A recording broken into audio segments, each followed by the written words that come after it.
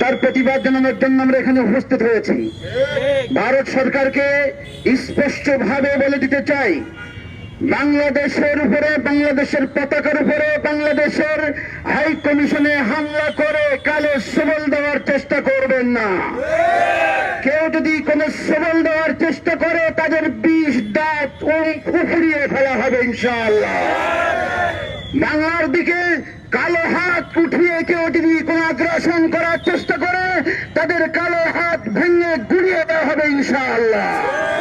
পরিশেষে একটি কথা বলেই আমার কথা শেষ করতে চাই, বাংলার জনগণ স্বাধীনতাকামী, একবার ৭১-এর যুদ্ধে রক্ত দিয়েছে, আবার ২৪-এও রক্ত দিয়েছে।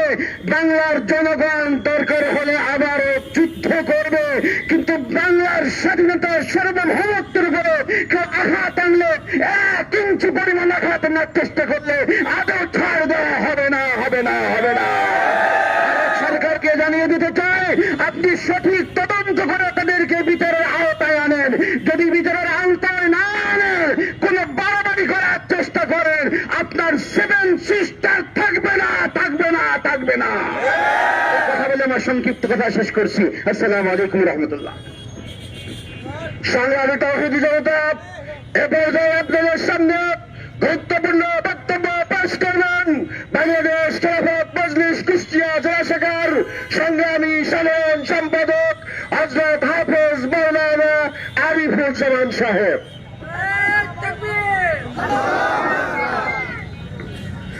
আসসালামু আলাইকুম ওয়া রাহমাতুল্লাহি ওয়া বারাকাতুহু। সংগ্রামী তাওহীদি জনতা, আজকে আমাদের উপস্থিতি কি জন্য এটা আমরা সকলেই অবগত আছি, এবং আমার পূর্বে যে সকল বক্তারা আলোচনা করেছে তারা সকলেই বলেছে।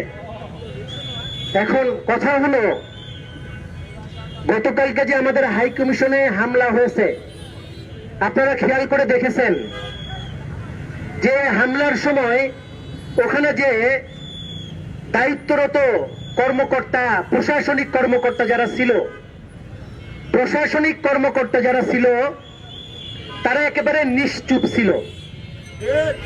তারা যে নিশ্চুপ ছিল, এই নিশ্চুপ থাকার দ্বারা এটাই প্রতীয়মান হয় এই হামলা ইন্ডিয়ান সরকারের, মোদী সরকারের পরিকল্পিত একটা হামলা। আমরা একথা স্পষ্টভাবে বলতে চাই, মোদী সরকার ভারতীয় আগ্রাসন চালানোর জন্য যে আপনি চেষ্টা করতেছেন, মুসলমানদেরকে আপনি চিনেন না। দিল্লির মসনদ মুসলমানদের হাতে আসবে ইনশাআল্লাহ। আপনি অচিরে অপেক্ষা করেন, অচিরে আপনার মসনদ ভেঙে টুকরা টুকরা করা হবে। সংগ্রামী তাওহীদি জনতা, ইন্ডিয়া আমাদের প্রতিবেশী।